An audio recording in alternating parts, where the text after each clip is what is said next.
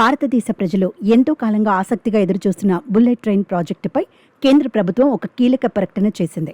దేశంలోనే మొట్టమొదటి bullet train సేవలు 2027 ఆగస్టు 15 నుండి అధికారికంగా ప్రారంభం కానున్నాయని కేంద్ర రైల్వే శాఖ మంత్రి అశ్విని వైష్ణవ్ వెల్లడించారు.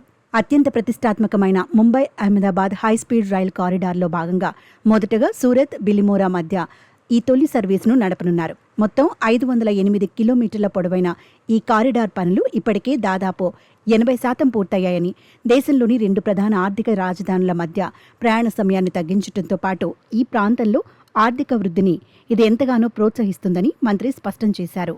ముంబై అహ్మదాబాద్ మార్గాన్ని పూర్తి స్థాయిలో అందుబాటులోకి తెచ్చేందుకు రైల్వే శాఖ ఒక స్పష్టమైన ప్రణాళికను సిద్ధం చేసింది.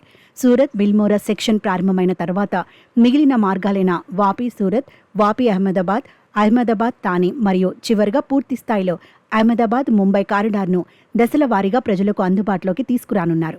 దీంతో పాటు దేశవ్యాప్తంగా హైస్పీడ్ నెట్వర్క్ను విస్తరించే ప్రణాళికల్లో భాగంగా హైదరాబాద్ కేంద్రంగా 3 కొత్త బుల్లెట్ ట్రైన్ కారిడార్లను కేంద్రం ప్రతిపాదించింది.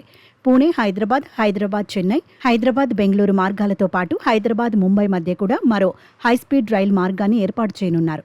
ఈ ప్రాజెక్టులు తెలంగాణలోని పలు జిల్లాల మీదుగా సాగుతూ దక్షిణాది రాష్ట్రాల మధ్య కనెక్టివిటీని ఊహించని రీతిలో పెంచనున్నాయి.